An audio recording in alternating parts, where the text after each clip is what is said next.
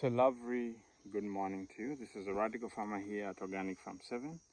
So this is our organic maize field. And if you can see, it was grown like on a hill like that one. That is, how Farm 7 used to look like before. But now look at how it is looking like now. So this maize, we have grown it, I don't know how many percentage organically. The seed is the natural one. We have been making our own fertilizer. And when we tell people that you can grow things organically, they don't believe, because we have always been growing food organically before the coming of these synthetics, you see. When you talk about farming is one thing that actually is so delicate, and you really need to pay attention to the things that really produce good yields in terms of farming. And if every household, you can see how it is on the ground. We planted cover crops, and they have covered down here, acting as mulch and helping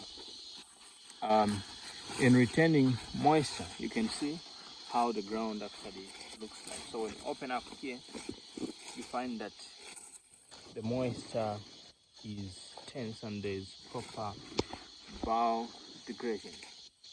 So we are not, you see, look at how the soil is down here. Okay, and one of the things that we've been using is growing lemongrass between, and we cut it.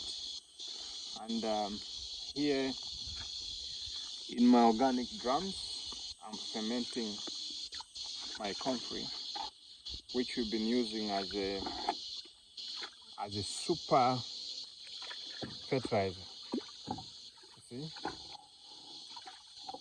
see how what remains, like everything turns into water. So we get our Comfrey, we bring it here, and we ferment it. And right now we have this maize that is organically growing here. So you don't necessarily need to suffer. You can buy your Comfrey from Organic Farm 7, start making your own fertilizer, you save money, you make money. And I don't just understand. You don't even when people are fighting in Ukraine, it will not affect your production, because Africans mostly, we are the ones that are affected when others are doing something that we are not benefiting from. So what am I saying? We are too dependent. And when someone talks about being independent, we don't get it. I don't know how it feels to be enslaved, whereby you're always controlled by others. You don't want to try out your own thing. You don't want to invent your own things. You don't want to own and control. So like in our case, we don't have to struggle about being enslaved, always waiting for fertilizer to be imported, always waiting to be given. But we have stepped up and said, okay, we're going to make for ourselves. We're going to make when we want it. We're going to be growing it. But at the same time, we are building our soils. We are retaining our soils, because just look at how different it is. When you see how Farm 7 looks like, just look at how beautiful this looks like. But immediately you come out of the gate, you see, but it's the same location. And further there, it is the same location. But where you find life is right here at Farm 7, because we have embraced a different mindset. Farming is like the way it is because farmers have not yet changed their mindset. And that is a big challenge, okay?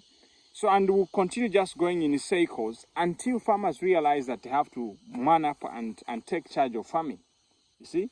So, and I encourage each and every farmer who wants to make a difference in farming to step up and do something extraordinary. Stay blessed and stay super organic.